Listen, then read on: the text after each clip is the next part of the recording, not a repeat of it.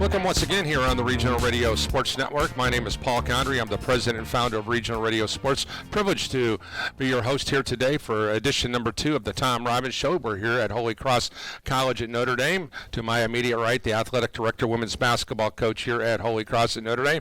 And to our far right, Omar Gallo, who's done a masterful job with men's and women's soccer. We'll be talking with him today. Glad that you've hopped along with us on Regional Radio Sports today. Tom, a busy time of the season. Everybody's got all the sports getting on the way, but Alumni Weekend coming your way. So let's just kind of give us a flyover, if you will, on what is happening here at Holy Cross. Yeah, we're really excited about the year getting started. Of course, soccer's underway and started off with a bang this year on the women's side with an upset of Grace College right off the bat on our opening weekend, admissions opening weekend. So that was exciting. As you mentioned, we have Alumni Weekend coming up on the 29th at the end of this month. Really excited about that. A lot of activities planned. We have a Fridays at 4 here. It'll be here in our building in our conference room, where we'll have former athletes coming in, and they'll be on a panel being questioned by current athletes. So we usually get a pretty good crowd for that too. So it's a great event. And then alumni basketball game the next day on Saturday, followed by a doubleheader with our 2 soccer teams and tailgate. So I don't think there's anything more cool than getting together with your former students or athletes, whatever the case may be.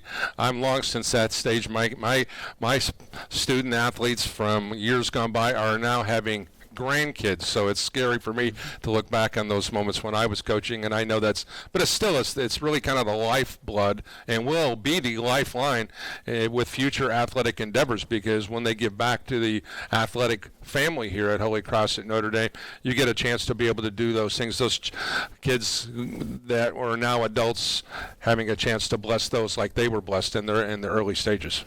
Absolutely. You know, this thing started last year was our first official year, but this thing started with Omar's bringing the soccer teams back for a weekend, and our development office had the idea of growing that into an entire athletic department situation, and it went really, really well last year, and it really kicked off well with the Fridays at 4 situation on right after classes, with students coming in and viewing that, and our athletes that were on the panel and our former athletes were on the panel really did an awesome job. So it was a great way to bring the families back together, and our current players with our older players, and really bring together the department. Yeah, I can't overemphasize enough how important it is for the former athletes who played here or played at any school, whether it be your high school or your college, to give back not only of your time but of your resources.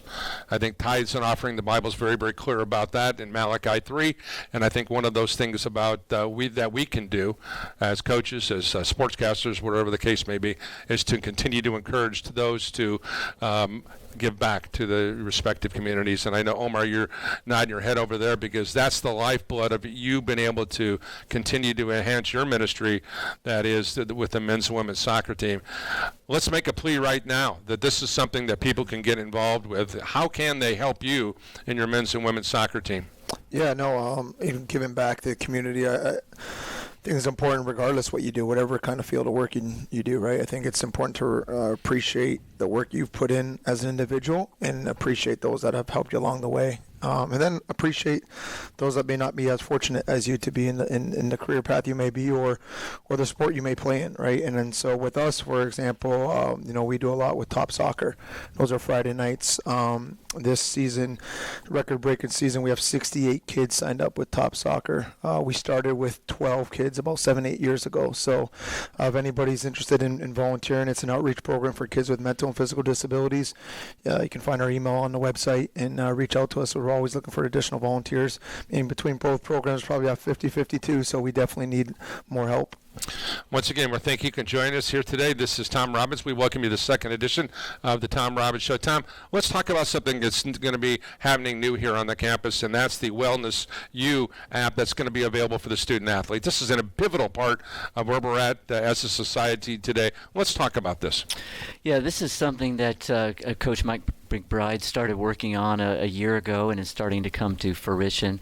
We had a meeting earlier with the Wellness U company, with the coaches to get their understanding of the situation, and then September 21st here coming up in a couple weeks, we're going to have the company come in and get our students onboarded with the situation. So it's an app on your phone where you can have a daily mental health check-in. Certainly we know about the situations that have happened across the country the last few years with unfortunate athletic suicides and that sort of thing, but just mental health in general. There's a lot of pressures on athletes, particularly college athletes, with preparing for their future and all the the responsibilities they have at home besides what they have on campus, and then athletics. College athletics is very involved and very in depth and puts a lot of pressure on people that are very young in their development. So they need that support. And Wellness U is, what we've seen from them and what we're getting from them and looking at doing in the future. I think it's going to be a great asset for our students. I know we want to talk to Omar about some of the things, and I know you've got some questions for him because this is your show. But as we fly through in that transition, tell us a little bit about your interaction as the AD, but also as likewise a varsity coach. You understand the dynamics and the pressures of being the head coach, but you also have to see the big picture of saying, okay, hey, listen, we need to keep things in check here as the boss, if you will. So let's talk about your relationship with Coach O and give us an idea on how that's going. Yeah, I've been working with Coach Omar for a couple years now, and had the pleasure of getting to know him before being promoted to the athletic director position. So I had a chance to work with him side by side, and I think that was a valuable time because you get to know somebody and you get to know what they're about, and always have appreciated his intensity and the determination he brings to the team, and his recruiting. He's very active, and people take for granted that he's coaching two teams as well. I don't know how many coaches in the conference do that. I don't think it's many, but it's a significant challenge for him. We see that on doubleheader days, but there's a lot of things that go in behind the scenes on that as well in terms of recruiting and getting your budget together and all the supplies and things that you need for both programs. So I've had the pleasure of watching him handle that situation. He brings a lot of energy to the table, and that the intensity you see on the field on game days, he has that same kind of energy throughout his day. When he's bringing students in to talk with them about whatever might be going on, and then his recruiting and bringing kids on campus, and then the budgeting and that sort of thing. So it's also a situation where one of his best skills, thankfully as an athletic director, one of his best skills is budgeting. He does great with the budget. When you're talking about the amount of people he has in his program, you've seen coaches in the past, and I've worked with coaches at other schools in the past that budgeting was a nightmare for them, and they really struggle with it. And he's tremendously on top of that, and it keeps from having a lot of issues that are potentially there just because of the numbers that he's dealing with. One thing that we learned from and visiting with Dr. Marco Clark in the first Tom Robbins show is the fact that there's the entire administration excited about the direction that the men's and women's soccer program is going, and thus they're going to be making significant facility improvements, which will certainly help Omar with his recruiting, certainly help everybody who's involved in the program in whatever capacity they may be, whether it be from broadcasting, but as well as just the attractiveness of being able to talk. So let's talk about that. Omar, I'd like to bring you into the conversation.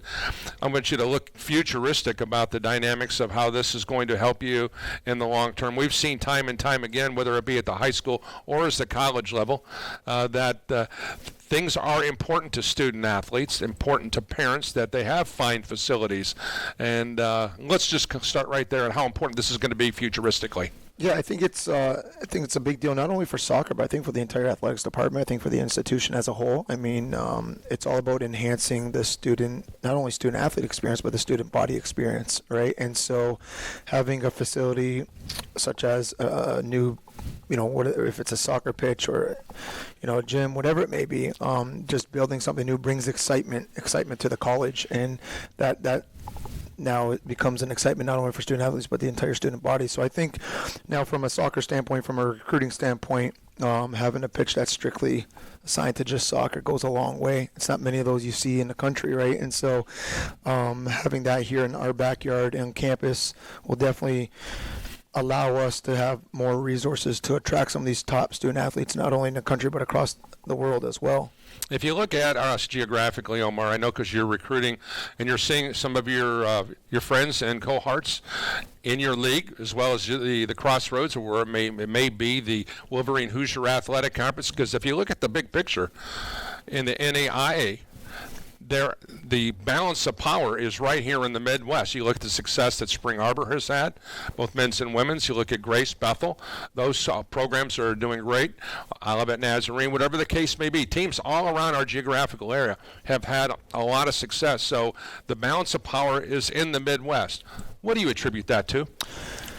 Honestly, I think it's the resources that a lot of these kids have access to here in the Midwest. There's a lot of good soccer happening out in the Midwest, and then there's plenty of programs, right? And I think what you have here is there's so many new upcoming clubs happening, whether it's organizations, whether it's ECNL, whether it's Development Academy or the Girls Academy or MLS Next, and a lot of those kids now that may have gone away and traveled a couple hours to train here and there, they're now staying more local within not only maybe their city, but a little bit closer within the region.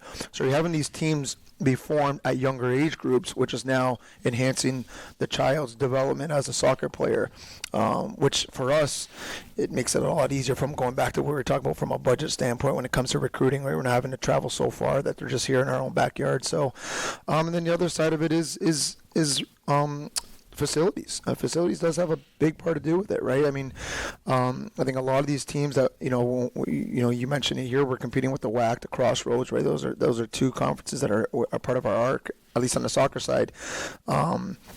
Their facilities at those schools are definitely attracting some of these student athletes, right? So to now be in that category with them is even more exciting.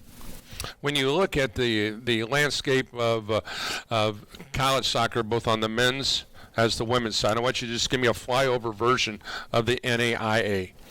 Do you see a uptick or maybe trending positively for the NAIA at both men's and women's soccer? I do. I think, and again, it goes back to just the level of competition here. It's a lot of success was happening down south or out west, right? Because kids are starting to play more frequently all year. And now you have that happening here in the Midwest with not only school facilities being built, but facilities outside the colleges and high schools being built within the communities, which is allowing kids to participate year-round. So I think that alone, kids having the resources to continue to play at a high level within the winter months, because we all know how the Midwest can be at times, right? One day it's snowing in October, next thing you know it's 75 degrees in December. So I think that alone is enhancing the development of the players in our region, and I think that specifically is now increasing level of competition across the board in NAI from a soccer standpoint. So it's been exciting for us. We've just been able to watch more soccer a lot more closer to the South Bend area, and I think that alone is creating a more competitive atmosphere across the country in the NAI. Tom, athletically, there's such a trending forward and upward in athletics across the board. Men's basketball, of course, has kind of been the leader. Women's basketball had its best year in the history of the programs last year. Omar's teams are on the uptick. We've seen success with tennis, and we just see so many things on the positive trending upward. Can you speak to from your chair as the AD at the landscape of all your programs now? Yeah, I think when you see that success, when people outside the college see that success, it gives a reputation. We think about different places. Talking about Kentucky basketball, right? But Kentucky football, it's a little different deal. The history of UCLA basketball, even though it's kind of had its ups and downs since John Wooden. But what I look at when I look at colleges is those powerhouses. Who's consistently good in lots of sports, and I think that shows a healthiness for the college, and or for the university, whichever the case may be. And I feel like that's what we're showing now. We've had continual movement forward with all of our sports, and as each sport is able to do that, it gives an impression to the community about what that college is. It's not just, we have a really good, say, men's basketball coach, and so our men's basketball program is good, but other parts of the college are not. That gives a different impression. But when you have this face to the community that everything you're doing with excellence, and you're putting your best foot forward, and you're finding success across the board, it sends a message that that's a good place to be, and that might be somewhere I want to send my children, that's somewhere I want to graduate from, that's somewhere I would want to be an alumni. I mean, for you can put your money where your mouth is, because you've got the high school kids, one's just going off to college, so you understand the dynamics of exactly what it's like. Omar is the same situation. He's a dad. He gets it. I mean, we all are in that situation. Would I want my daughter or my son to come here and play for me? And if you can answer that question with a clean heart, and you know that you're going in the right direction. Omar, let me start that with you. Yeah, no, I've been blessed having my daughter be able to play for me. So that's funny you say that, because that's when we were looking, she was recruited by multiple schools, and that's something that we were looking for, right? We were looking for that. We talk about building relationships and that one-on-one personal relationship as well with your coach, and not only just being your soccer coach, but just being a mentor and being someone there to talk to you about life skills. And so what we preach here is what we were looking for with her. And so the fact that she decided to attend Holy Cross, just, sometimes as coaches we need that reminder, like, yes, we're doing the right thing, because there's so many times as coaches we get so focused on the game, or we steer this way, that we tend to forget what our calling is at times, because we're so caught up in the game. And I think something small, like for me at least, my daughter choosing to come to Holy Cross to play for me, reminds me, okay, we're doing the right things to help develop these kids, not only in soccer, because at the end of the day, reality is, whether it's soccer, basketball, tennis, golf, not everyone's going to make it to professional level. I think it's like a 1% that to make it to that next level, right? So you have to prepare these kids for life after athletics, and I think that's what our entire department does a tremendous job doing. Well, let's take a look. Let's start with women's soccer, since you're talking about the gals. Let's talk about your roster, about some of the young ladies that are playing well for you right now. It's to kind of give us the flyover. I know that it's going to be a little bit of a bummer, because your outstanding goalkeeper has got a busted up hand, and so you're kind of working through some of that. And she's really one of the best players in not only in your league but in the country at her position. So let's talk about your group. Yeah, no, thank you. Yeah, it's been unfortunate. I mean, you come off a high there with a massive win against Grace, and things are going as planned as you prepped in the summer, and then all of a sudden it's a freak accident happens in a walkthrough the day before our Bethel game, right? And at times you can call that a trap game, but no, credit goes to Peyton, a freshman. Didn't play much at Penn, but she's really stepped up and have accepted the challenge. And we're kind of just throwing her in with the Wolves, but she's done a tremendous job, and it's all we could ask for as a freshman. But I think it's a moment of self-reflection as a group. It's a moment for us to really deal with this adversity and grow. And I think the IU East game was an opportunity for us to experience that.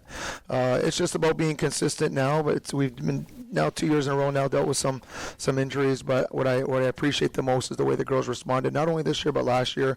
Last year's experience, I think, set us up for this year, so we're not as worried as we may have been last year going into this year, because the girls have been able to deal with it. But exciting team, a lot of great freshmen have come in and stepped up, playing some big minutes for us, and we're lucky to have some of these fifth years come back this year with the leadership of Cassidy and Olivia, and really those two girls alone as our captains have really taken the girls to a different level right now, not only on the soccer side, but socially and mentally as well. I look at the roster. You got student athletes from all over the country here, from Florida to right here at our local area, Logansport. I'm looking at South Bend, Texas, Canada, of course, locally here at Penn High School. So you guys have been able to, when you're looking at a broad-based area to recruit from, they say if you can recruit really well locally and then maybe get a diamond in the rough from someplace else, it gives you a nice little mix, and which, of course, then that expands your recruiting area. So talk about trying to keep a local mix, yet at the same time wanting to expand yourself.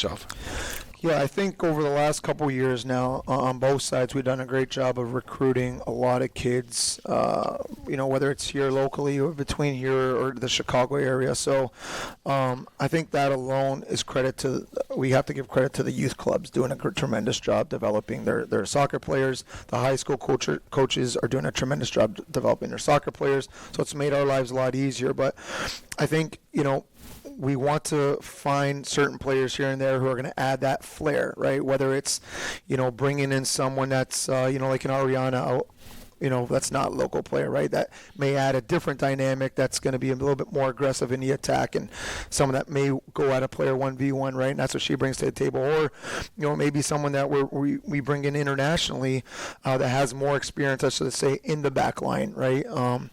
At times, the coaches will like to play a certain style, and within our style, if we want to build out of the back, we may look for someone that has more experience doing that, maybe rather than a local kid. That's where we might go further out. But I think when you're looking at a bit of a mix, it shows, not only with us, but you have us, Goshen, Bethel, a lot of these schools here close to us are keeping these girls closer to home. And I think what's happening is these girls have been out, Tom mentioned earlier about just how our entire athletic department is viewed. They're hearing good things about Holy Cross, right? They're hearing good things about other schools as well. So it's attracting these top players now to stay locally, and yeah, winning helps, right? So over the last couple of years, we've done a good job winning, and it's one of the reasons why we've been able to attract these local girls. I know that we're both on agreement that you're only as good as the people you surround yourself with, and your assistant coaches and your support staff. Before we talk about the men's program, let's talk about your support staff, because that is something that's pivotal. I have a tremendous support staff on my group, and I am thrilled to lead the group of about 50 guys and gals who work for me. So let's break that down, because that is really the key to your success. Yeah, no, all credit goes to my entire staff, really. The work they put in behind the scenes is just not many players see that, whether it's scouting reports, going to watch players, budget, whatever it may be. They just do a tremendous job. But I think you really find out, and this goes back to just the relationships outside of athletics, you really find out who your closest friends, peers, support system is when you go through something. And I think being able to go through something in life and seeing how quickly my staff was there for me really just allowed me to appreciate that a lot more. And we were blessed enough this year to bring on Eileen. She's coached at plenty of schools. Coach Kalen, Kalen's now helping us on both sides behind the scenes with recruitment. And Carla, she's been around for a couple of years, another alum. So we've been able to bring back, 3 alums now, one from the guys' side, 2 from the women's side, and 2 of them that didn't even play for me. So that was exciting for me as a coach. But most of the credit goes to Coach Duma. This program is not stable without having Coach Duma. What he does for both teams, the girls' side, he just finds ways to relate with them a lot more than other coaches may do.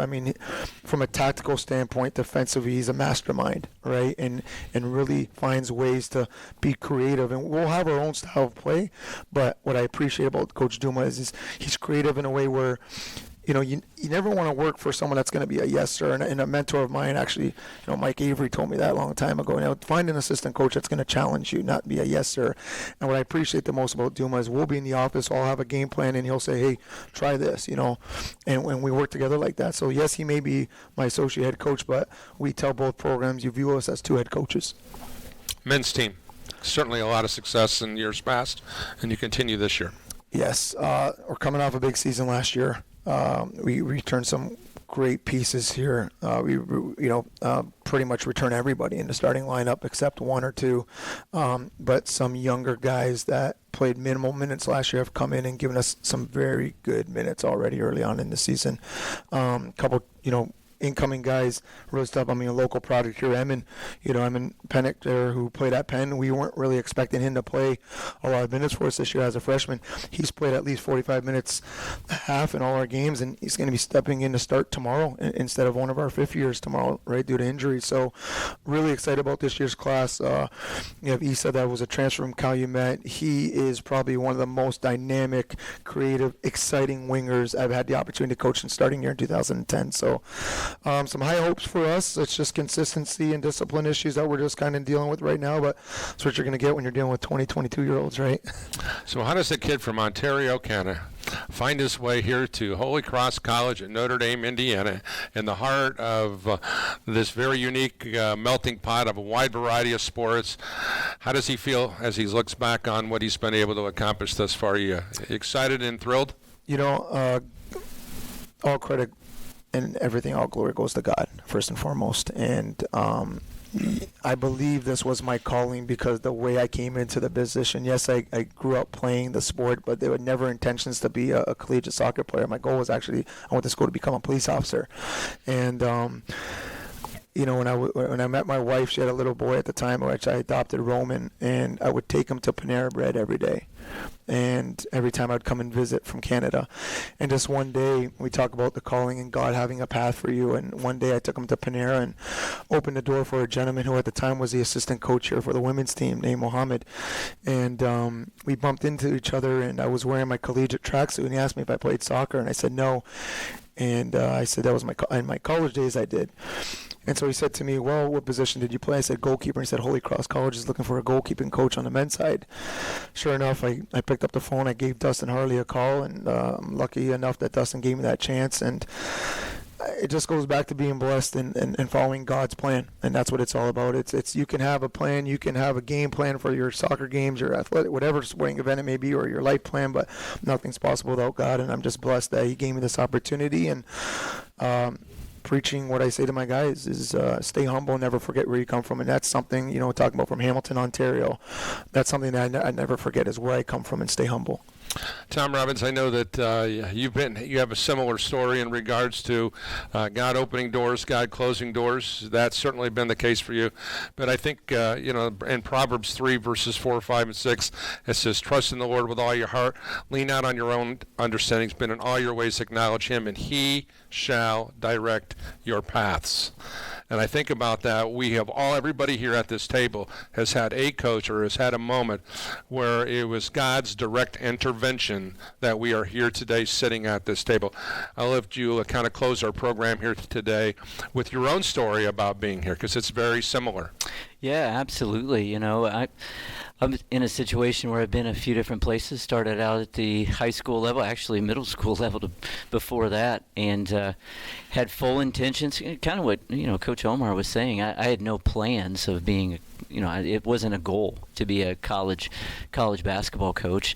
I could have been perfectly happy coaching at the high school I started at for 20 some years, but he has bigger plans, and even if you don't have those plans, He finds ways of doing that. And sometimes it's it's not what you hoped in the meantime. It's you have disappointments along the way and realize that He had something else for you, and you take you take what comes to you, and then you realize when you look back that He had the best plans for you, and you had smaller plans for yourself than what He intended for you. So He's been good to me, as Coach Omar was saying. The Lord's been tremendously good to me, and I trust that that's going to continue to be the case. Once again, we thank you for joining us here for edition number 2 of the Tom Robbins Show. For Coach Omar Gallo, as well as the Athletic Director of Women's Basketball, Coach Tom Robbins, I'm Paul Condry of the Regional Radio Sports Network. Thanks for joining us on the Regional Radio Sports Network.